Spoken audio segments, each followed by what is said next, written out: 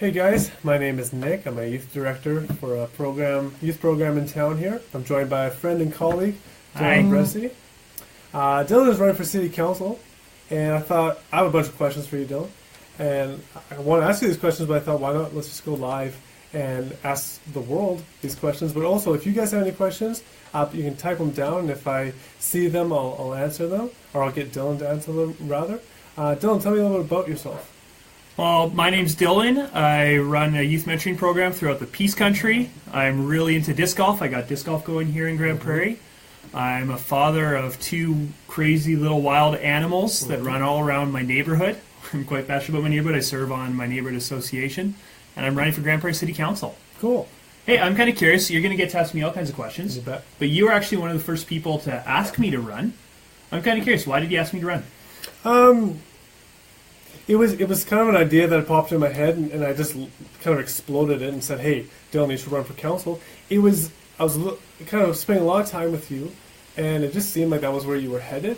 And you get so involved in our community with disc golf, with the teens. Your graduate studies are all about governance and leadership and not-for-profits, as well as you have this ability of really getting people excited about your passions. One of your big passions is Grand Prairie. You love this city, and you got me excited about this city. And so kind of I just connected the dots maybe for you, or I think you were thinking about that at the same time. But then I just said, hey, why don't you run for council? Cool. What was that one of the reasons why you ran, or were you thinking about running before I said that, or? Yeah, I was always thinking about running. I think that we've got some really critical challenges coming up for our city in the next few years, and also some really great opportunities for our city coming up in the next few years. And I think that I've got a voice that can contribute to the long-term health of the city. So I was thinking about running, and I had you and a few other people tell me, hey, you should really think about this. And I said, yeah, I'm going to do this. I got excited about it. That's really cool. Well, so there's 8 seats up for election plus mayor. Yep, right? that's right. But the election isn't until October 16th. That's right. So my question for you is, it's June, but when did you start running officially? So I launched in early April. Launched my campaign. So that's pretty early. Why did you start so early? I think there's 2 reasons that I started early. One was just in terms of being able to connect with a lot of people, and the other was I'm hoping I can set a tone for this election. So in terms of connecting with people, I really take seriously the idea of being out there at community events ready to chat, of being online like this connecting with people, of showing up and knocking on people's doors so people who might not usually interact with a candidate get a chance to meet with one. I just knew by going a few months early that I get the opportunity to invite even more people into this conversation. Mm-hmm. So that was important to me. The other reason I chose to launch early is I'm hoping I can lead the way in setting a certain kind of tone for this election, where too often, I think we've seen this a lot lately, elections devolve into just this really negative, we hate this thing, we hate what's going on, this place sucks, get us in there so we can fix it. I think that's really dangerous. I think if our election becomes like that, we're going to have a lot of young people watching what candidates are saying. We're going to have a lot of people who are new to town watching what candidates say. And if we give the impression that Grand Prairie is not a great place, well, they're not going to want to live here long term, and they're not going to want to invest themselves in this community. And that's actually really damaging to our long-term economic and social health. And so I wanted to be able to set the tone of a positive campaign. Right. I also think that I've already put forward a lot of policy ideas. I want to set the tone of, hey, this is going to be a campaign that's about ideas and talking about what's best for our city long term. That's cool. You mentioned connection. What are some ways that you are getting your name out there in the past couple months here? Yeah, so if you're watching this video, you've probably noticed that I've been really active online. And I think because that's the most accessible way that a candidate, and if I get elected, that a councillor can be to people. Right. So I've been working really hard online, not just getting my name out there, but also doing this thing called the GP Roundtable, which is a Facebook group for people to talk and connect with one another. But I don't want to just do the online thing. I've also been going to every community event I can and chatting with whoever's interested in chatting. I've also been already doing the door knocking, so showing up at random people's houses saying, hey, my name's Dylan, I'm running for council. I wanted to introduce myself and see if there's any issues or topics you're keeping your eyes on. Tell me more about door knocking. How many doors would you say that you've knocked on, you personally? I've done about 600 wow. so far. What's the plan? What's the end result? How many do you want to knock on? Well, I don't know if I'll get to it or not because it depends on how many other community events I go to leading up to the election. But I'd love to get to all of them. I definitely want to make sure I knock on thousands and thousands. And that's not, you're not exaggerating. You want to knock on thousands of doors, and you yourself. Yeah, that's right. Why? Why is that so important to you that you were knocking on the door of so-and-so and saying, hi, my name is Dylan Bressey, I'm running for city council? Why is that important to you? Yeah, I've already talked to some people. Some are new to the country. Some are just new to the province. Some are just really young. I've talked to a lot of people who've never talked to a candidate before. Oh, and wow. I think and I don't know if some of these people would ever talk to a candidate because they wouldn't see them as accessible, even if they were really accessible. And so I think it's important showing up where people are so that they get to actually meet a candidate and feel involved in selection conversation. And I also think that largely, I think that government and politicians, they need to do a good job of not just saying, hey, here's the information, come and access it if you want, and yeah, we'll listen if you come to us. I really think that we need to do a better job of being proactive in our communication, being proactive in our engagement, and going into the world of people to say, hey, here we are. We share this community with you, and we also want to hear your ideas and let you know what we're up to, let you know we have influence on what we're doing. And that means we can't just wait for people to show up to us.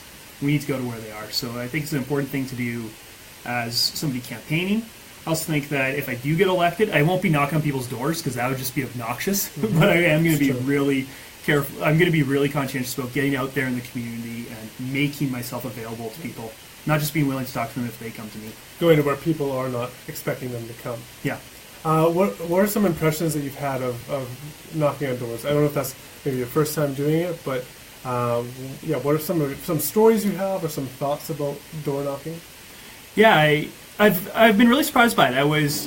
When I went into this campaign, I was really excited to door knock because I get to meet new people. That's fun for me. I was also really nervous to door knock because I just didn't know what kind of reaction I'd get from people. I was just going to say you're one of the rare people that would be excited about like knocking at someone's doors and getting to know them. But okay, if that excites you, that's cool. Well, and I had one guy where he answers the door and he says, "What are you selling?" And I say, "I'm not selling anything. I think it's something worse than that." He goes, "Oh, you're not a politician, are you?" It's a great interaction. And true enough. He was joking. We actually had a great, That's I don't cool. know, we probably had a 10-minute conversation. Cool. How long are most of your conversations? Under 10 minutes? Yeah, it really depends. There's a lot of people where you catch them in the middle of dinner and they say, "Hey, thanks, I appreciate it. I'll take your pamphlet, but I got to go." And so often you have just a 30-second conversation. Although quite often I've seen those people like me on Facebook or give me an email later that night, which has been fun. But I'd say if I catch somebody in the midst of, they're just not in the middle of dinner or something, usually they're quite willing to talk, and usually I'd say a conversation lasts 4 or 5 minutes if somebody wants to talk. I've had some that have lasted as long as an hour. Right. If you have, 30 seconds to say who you are, what you're doing, what do you say? Well, when somebody comes to the door, I go, "Hi, my name's Dylan Bressey. I'm running for city council, so I'm just here to introduce myself." And then I kind of let them take the lead That's from there. awesome. But if they don't say anything, then I say, "Are there any topics or issues that you're keeping your eye on?" Well, let's go right on to that. What do people say? What do you think of some of the, from your door knocking, what are like the 1 or 2 top issues people talk about? Or is it very widespread? You know, it's interesting. It's first thing everybody says is they say either taxes, potholes, or the East Link Center. Almost always. Those are the first things people say. And then they actually think about it for a couple seconds. And usually some people, they do get quite passionate about one of those topics and they talk about those for a long time. But quite often that's just the first thing that comes to mind. And then they think of another issue and they actually talk about that second issue that comes to mind. And those have been all over the place. Everything from making Grand Prairie more wheelchair accessible to helping with dandelions to make sure that there's more. I had one door where a woman got really passionate and she says, "You know what we need in this community? More positive things for our youth and more free, fun things to do." And she went on like this 5-minute rant about how we need about those things. It was fun to say, "Well, let me tell you about this youth program called Young Life I Run, and let me tell you about this free thing called disc golf that I brought to the city." Well, that was pretty close, an easier one, I guess. Yeah, that was easy. You talked about wheelchair accessibility. A couple of weeks ago, you had an experience with that. Can you just share that story and your impressions of that? Yeah, well, and I think this is an example of why it's so important for candidates to get out there, where I'll be honest, even though my wife's always worked in the field of helping people with disabilities, it's never really been something that's been on my radar at all. It definitely wasn't something I was planning on talking about this election. Not because I didn't think it was important, just because I didn't really think about it. Right. And then all of a sudden I had a couple people contact me and ask me about accessibility and help and allowing people with disabilities to get around town. And I started thinking about it a little bit, and then I got an invitation I sort of invited myself to this thing called Chairleaders that Spinal Cord Injury Alberta does. And it's this thing where they take community leaders and they stick them in a wheelchair for a day, and you just go about your everyday work week in a wheelchair. And it was really humbling how many times I had to ask for help. It was really surprising some of the difficulties I had. One example was I couldn't wash my hands with soap for most of the day because I couldn't reach. Yeah, I couldn't even reach the soap dispenser. I wouldn't have thought of that. Yeah, it was in the spring, and a lot of people have been telling me they want to see better street cleaning going on because they just think Grand Prairie looked ugly. But what I realized when I was in a wheelchair, it's actually an accessibility issue where there's one place that I got stuck on a really busy road for about 5 minutes, backing up about a dozen cars. That's because I couldn't get traction on that gravel. Oh, so you're just spinning out. So I'm just spinning out. So it was one of those things where it was really eye-opening. Mm-hmm. It led me, if you go to my website, votebressey.ca, and you click policy on the top, you'll see I actually wrote some ideas for creating more accessibility around the city, because something that now that I saw what that's like, I do think it's important, and I would have had no idea if I hadn't put myself out there and talked to these people who brought it up. Well, thank you for sharing about that. I think it's one of those things that we take for granted, we don't think about. One other thing I want to say about that is I think that's a great example of how municipal politics are a great place to get involved, where I think a lot of the time you feel like, hey, I'm powerless, so I don't have any influence here. But I can tell you that me as a candidate, I'm listening when people are asking me questions, and I'm sure it's going to be the same for other candidates who are running this election. And if you've got an issue you want to see talked about or addressed, please get a hold of me. Get a hold of other candidates. Let us know, because that's an issue of I wrote a policy about it because somebody told me about it, and that's something that's exciting about election time. It really is an opportunity for everybody to bring up the issues that are important to them. I just want to remind those of you that have joined us, if you want to ask any questions, feel free to ask, and Dylan will answer. Speaking of policies then, what are a couple ideas that would be the foundation or the pillars of your campaign? Well, I think that, so if you look at my logo, I've used the three words sustainability, livability, or sustainable, livable, and connected. Right. And those are kind of three concepts I'm focusing on. And connected is really the main concept I'm focusing on. I really want to make sure that we're not just a great city, but an awesome community where people have friends, they have a support network, they have the connections they need to get work or to do business. I want to be a community where we're well connected with the county and our other municipal neighbors. I want to be a city where council's connected to people so they know what council's talking about and they know they can have influence over what council's deciding. So that connection, that's the big thing that I want to work on in Grand Prairie. That being said, there's also a lot of really important nuts and bolts issues. Things like roads and taxes and policing and all of that. And that's what sustainability and livability is about. Sustainability is just the ideas of having the things we need to be viable in the long term. Absolutely. So those are, you need regulations, you need taxation, but if you have too many of those, it just strangles your economy and your quality of life. So it's having smart takes on those. It's having great regional partnerships. So that's sustainability. Things the city of Grand Prairie as a corporation needs to be viable in the long term. And livability is just having the things that people need to go about their life. That's opportunities to work, to play, to learn. That's safe communities. That's having good infrastructure. So sustainable, livable, connected. And connection's my emphasis. But sustainable, livable is really important to get there. So you would say that connected would be the most important of those? Yeah, I don't know if it's the most important of those, in that you take one of those pieces out and the whole city's horrible. Pretty important. But I think that connection's the end result. Right. And maybe if you connect people in some ways, the other two might come, at least in part.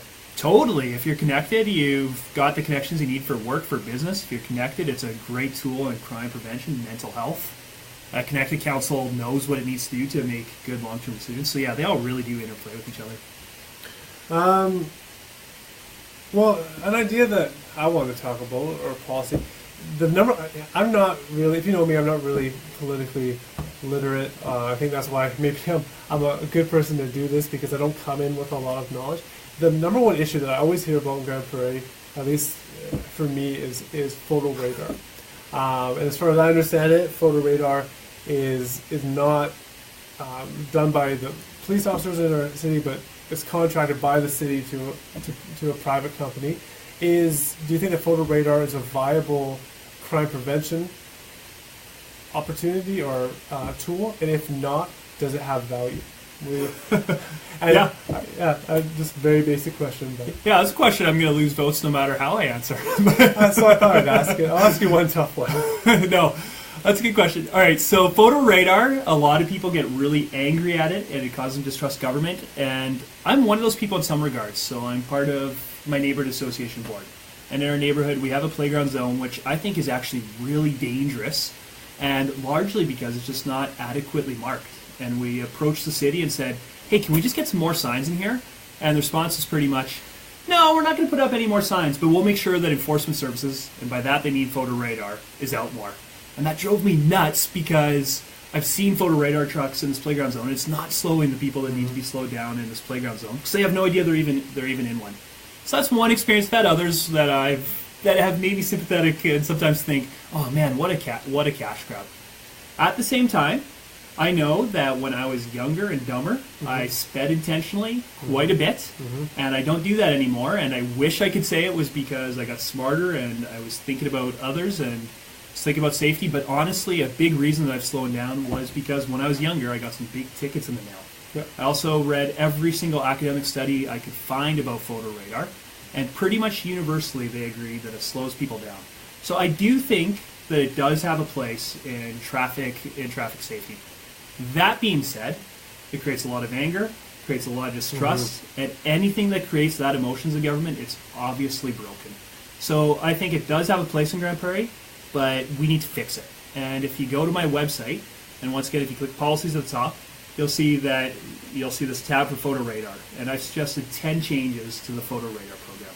I think the 3 big changes I'd like to see is I'd like to see us make more use of signage, especially those signs like we have in Swanhaven in the school zone where it automatically says what speed you're going at. And I'd like to see us use mobile signs. I'd like to see us get permanent signs in our busiest playground and school zones. I'd like to see us use mobile signs around the city at least as much as we use mobile photo radar.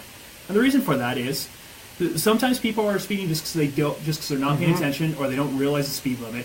And for those people, we want to slow them down right away, and we don't need to ding them with a big ticket. We just have to help them know that they're going too fast. So I think we need to use more of those radar signs. I was just going to say, when you thinking about if in my life a photo radar has been prevented me from going faster, eventually, I recently have got a couple tickets in this last year, and to be honest, when I have to pay that big bill, it does make me slow down. If for the only reason it's selfish and I don't want to have to pay for it anymore, I can see that it can prevent. But at the same time, I'm always angry, like you're saying. I'm always angry when I do have to go and pay for it. So I do appreciate what you're saying. Yeah, I want you. I want you. If you're speeding and you have no idea, I want to slow you down right now, not 3 weeks from now, which means those signs are really helpful. 2 other changes that I really want to see made is I wanted to see more information made available. I don't know to what degree photo radar is just a revenue generation thing here, and to what degree it's enhancing safety. 'Cause I just don't think we as the public have enough data. No. So I'd like to see more of that published. I'd like to see, for example, every radar site. I'd like to see it put really clearly on the city website why that site was selected, how often we've had photo enforcement there, how many tickets have been given out, the average speed of the people. More transparency, essentially. Yeah, more transparency. Shine some light on it so that we as the public can hold council and our city accountable if it is just generating revenue, or also we can see what contributions make it safety. And the third change I want to make is, as you asked, yes, it is contracted to a private company. The thinking behind that is that if you have a private company doing it, all of a sudden we don't have to buy all that equipment for photo radar. So then that means if we decide to cut the program in a couple of years, while we're not stuck with all this equipment that we have to use, if it breaks down, we don't have to pay for it. It's just a bit of it's safer for a city financially if they don't know if they're going to have it long term or not to hire a company. And it's also just a little bit easier for a city. That being said, I think that we should take photo radar in-house. And the big reason for that is I think that the incentive for any photo radar program needs to be slowing down traffic and making it safe.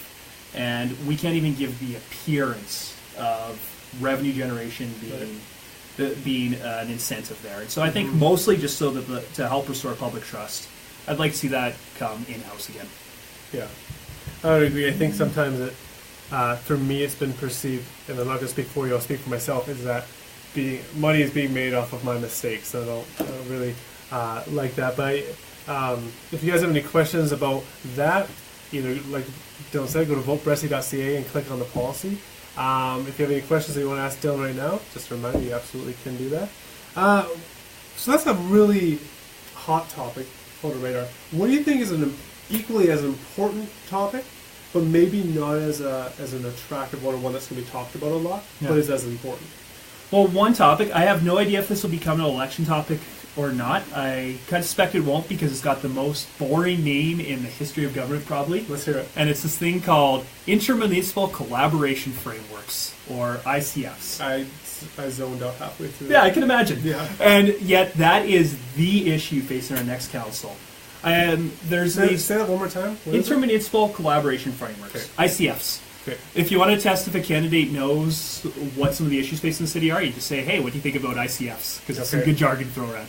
But, so there's these disparities and these tensions that exist between the city and the county. And I haven't been in Grand Prairie, I've only been in Grand Prairie for 6 years, so I haven't seen this, but I understand every election it comes up where politicians are talking about, we're going to fix the county relationship. And people say that, and I know a lot of people are going, yeah, right, we've heard this before.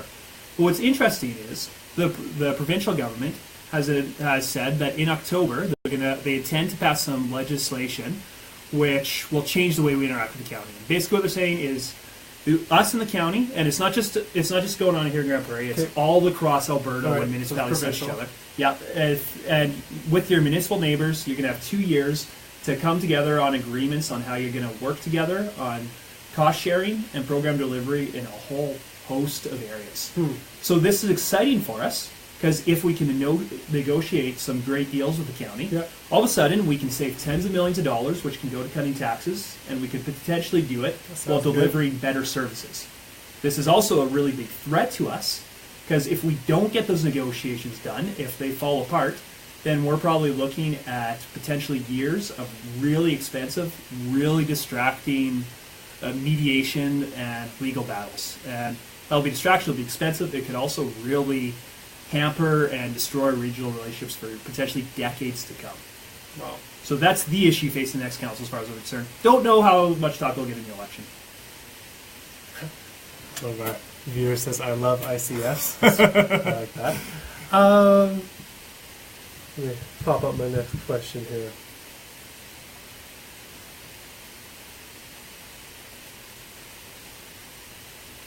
Nick, I'm kind of curious about you. Has there been anything, as you and I have been talking not just today, or as you've been paying attention, anything that surprised you that hey, that's even a topic? Or, wow, people are really talking about that? Or I never knew that about our city? Not really. Like, I mean, with us, like, I've heard one of the things that was surprising was I heard a goose hunter talk about how it's kind of like a gray area, is like where you can hunt in town, because the city will buy or start developing land that used to be farmers' land, but now they can't go and hunt on that land. And so I don't hunt at all, but hearing hunters kind of like ask you questions about, so what about the land, what about the development, what about stuff for goose hunting? And I thought that was interesting. I don't know if you can share a little bit more about that. Yeah, and so I was at this conversation Nick's talking about, and what happened there was this gentleman was talking about some land that was recently annexed, and he had the understanding that because now this land that he used to hunt in, that when it was part of the county, now it's part of the city, that he wasn't able to use it anymore. And to be 100% honest, I don't actually know all the bylaws around this and how everything works, so I could be wrong here. I want to be crystal clear on this, but my understanding is that when we annexed the county, well, I know that we maintained the zoning and the rules around them, and my understanding is you actually can still hunt if you're hunting in these annexed lands before, although that's an area that I actually should do some homework on, so I could be wrong there. But I think that what was interesting was, during this conversation, he was even saying, you know what, I don't actually know what these rules, and it was really obvious that there was even some ambiguity and some non-clarity with him in terms of his pastime and something he was doing with landowners in the area, being confused about what was going on. And I think that really speaks to one thing I want to see us do a better job of as a city is just communicating with people. I want to see us do a better job of engaging people and helping them to say what's going on, but also just helping people know that they're just helping get information out to people so they know how their hobbies, their pastimes, their businesses, their lives are affected by city policy. Sometimes I know the city can feel like a black box to people where they go, I don't know what's going on, I don't know what is allowed, I don't know what's going to happen. And I think we could do a better job with that communication. Yeah, I think for me it's one of those things where I just don't know a lot about it, and I don't even know how to go about that. How do we do that, Dylan? What's advice for people that want to learn more about the policies of their city or the laws in their city? Where do we go to learn more about that? Well, I will say that that I have to hand it to our current council. They are very, very accessible if you give them a call or email. I've never had a phone call not returned, even before I was thinking about running. And I've always found, and same with city staff, sometimes it can be hard to get a hold of the city staff person that you need to talk to, where I've heard many stories I've experienced myself where you get ping pong between all these different departments. But once you find the person you're supposed to talk to, I found the city is, for the most part, I've been impressed with the people that work for the city and being willing to give openness. And I've heard stories of people having different experiences. That's just my experience. That being said, I think that we do need to do a better job of not just making people go search for information, but getting out there. And I really do think that starts with council. Well, we already talked about this earlier, but I really think that that politicians at all levels of government need to do a better job of really being out in the community, being on social media, letting people know how accessible they are. Yeah, absolutely. Do you think, Dylan, what's your general, as you're talking to people, as you've lived here, what's your general feel about people's passion for elections and politics? Like, do you think most people care is maybe the wrong word, but even really are concerned about the upcoming election, or is it just business as usual for them? Yeah, I mean, if you look at our voter turnout last election, it was 21%, I believe. If you look at those numbers, they're kind of bleak. But at the same time, it's amazing. When I've been at people's doors, some of the longest, best conversations I've had with people started with somebody saying, I've never really thought about it, or, yeah, I'm not really interested in this stuff. And then often they've stopped themselves and they've thought for about 5 seconds, and a single topic comes up, and all of a sudden it's like they've never talked about this with anyone, and it's just topic after topic after topic, and you really get going, where I really do think that everybody's got something in the city that they're passionate about, whether it's whether they got a gripe they want to see fixed, or whether they've just got a great idea, or whether they have something that we're doing awesome and want to see us continue doing awesome. I think everybody does have an opinion. I just think that sometimes they don't know that they have the ability to influence our city, or they feel, they just don't even realize that the opportunity is out there. But I've met very few people who are pessimistic about Grand Prairie in general, and I've met very few people who aren't interested in making their community a better place. I just don't think they've always realized, I can actually do that by getting involved politically. Yeah, and I think speaking from my age group, I think sometimes it's just a daunting, that there's something wrong, or that there's something that you want to say, but you don't know how to express yourself, which I think is why politics is so important, because when you boil what politics is, it's people like you who are able to articulate and express the concerns and needs of the people, really. Yeah, well, when you say people your age, and I'm really passionate about people your age, and I'm even more passionate about people younger than you, and helping them feel engaged and involved in this process, where even some of our teenagers that aren't old enough to vote, I'd love to see them get more involved in having a say in the city. And I think to do that, it takes a few things. It takes actually giving them venues for not just input, but actual influence. It's not enough just to say to people, hey, we want to hear what you have to say, and then make our own decisions. We actually need to figure out methods and ways to give people this decision-making abilities. I also think we need to do a good job at the tone we set.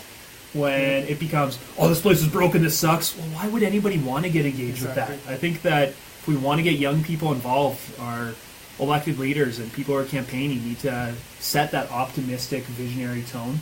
I also think that we need to work really hard at communicating with younger people or people that have never been involved politically in a way that they can actually understand what's going on, and they don't just understand our opinion on the issues, Right. but also I think we need to do a good job of communicating the facts behind these issues so they can come to their own opinions. Yeah, I think with young people too, you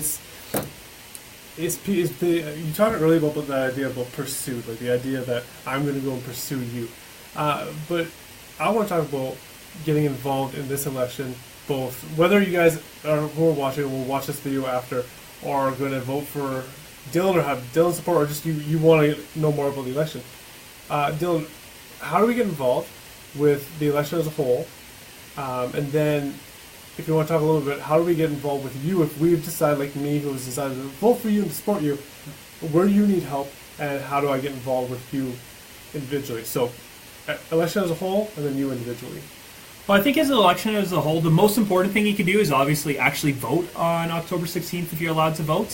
Whether or not you're able to vote, I think it's really important that you're actually having this conversation with your friends and with your neighbors and with your colleagues in the workplace. And I think it's just bringing up with people, hey, what do you think? What's an issue you're keeping your eyes on? What are some ideas? What are some thoughts? What are some concerns you have? I think that's the most important thing, is just get involved in this conversation. And if you want to vote or you want to get involved in this conversation, I've set up two things for that. If you go to gpvotes.ca, you'll see all the information you need to learn how to vote on October 16th. You'll also see links to all the other candidates as they unroll web presences, so you can find out who else is running. Also, I've done this thing called the GP Roundtable, which is a Facebook group, so you can have online discussions and a series of events where you can get together with people to have a conversation. And so whether you use the things I've set up or others, I think vote, actually get involved in the conversation. And if you want to get more involved than that, I won't just speak for myself, I'll speak for any candidate. I'll bet you any candidate that you got excited about, if you said, hey, can I help out? Probably all of us will say yes. The lowest effort way is by just tagging us in social media or sharing what we're doing on social media, or else telling your friends over coffee, hey, I met this guy named Joe Smith, or I met this guy named Dylan Bressey, and you should check him out. Here's his website. So there's that way. There's, if you want to get even more hands-on, I know that I'd love to have some people go door knocking with me. I know that there's going to be some candidates, including myself, close to the vote if I didn't get to all the houses, who will have people delivering flyers for them. There's a number of us who will be putting up signs, and that's a lot of work, so we could use help putting up signs, maintaining them once they're up, tearing them down. A lot of candidates will also be taking donations, where it's not free to run for office, and if you want to donate to a candidate you like, you're also welcome to do that if you're a resident of Alberta. Awesome. Well, Dylan, I have one more question for you, and then we can keep going, or if you want to wrap up, we can. Can you tell me about, so how many events has your GP Roundtable done? Not yours, but the GP Roundtable. How many events have you guys done? Yes, we've had 2 live events. Can you tell me about how those went? Yeah, we've had some really great discussions. I was excited. We've had, and I haven't been the only candidate that's showing up at them, which I've been really excited about. And mostly, I was really nervous about doing the GP roundtables, in that my 2 fears was, A, would just be me and the barista at the coffee shop I rented hanging out, and that wasn't the case. People that are passionate about our city did show up, so I was excited about that. My other worry about the GP roundtables was it would just be a bunch of people sitting around talking about all the problems with the city. And I think it's completely legitimate to talk about problems we have with our city. Those need to be addressed. But it can't just be we hate this, we hate this, we hate this. It needs to be a constructive, hey, but we also love this, and here are some ideas to fix these issues we have. And I was really excited that both these events really did have that tone of an optimistic vision of Grand Prairie's future, and really people cool in the community coming together and saying, hey, this is what we want to see, and this is how we think we can get there. And it was great for myself, and I hope for the other candidates there to be listening to these people's thoughts, concerns, hopes, ideas, and I really hope that can influence the conversation this election. I also hope that if I get elected, I intend to keep on doing events like that. If I don't get elected, I probably need a month or 2 to recuperate from not getting elected, but I think it could be something I could see myself hosting even then, where I really hope that, whether it's something branded the GP Roundtable or whether just something similar to it, I really hope that we can create some sort of constructive place for people to come together and know they have influence on what's going on. When is your next GP Roundtable event? Or is it set? It's not set yet. I'm not going to do a formal event in July. I'm just going to do a, hey, I'm at a coffee shop at this time. Come see me when you want to. I'll do 1 or 2 of those in July. But really what I'm waiting for is traditionally the Chamber of Commerce hosts a couple all-candidate forums, and there's tentative dates for that, Right. but nothing. I haven't seen anything firm yet, so I want to see those dates before I say when my event's going to be. It really is a different event than the candidate forums, and the candidate forums are come and listen to the candidates running. The GP Roundtable is really, hey, us candidates, let's be really quiet while everybody else that isn't running gets to share their ideas. So different feel, but at the same time, I obviously don't want to do it the same night or even the same week as those forums. Cool. Well, Dylan, what do you think? Yeah, this is a great conversation. Thank you. Cool. Hey, I hope that you guys enjoyed this. I hope that you got some ideas about. I hope you got some good ideas. I hope that you got excited about being part of this election conversation. I really hope that you'll vote for me October 16th, obviously. But whether you vote for me or not, I really do hope that you guys get involved in this conversation. So thanks for listening to us. I really appreciate that. See you guys.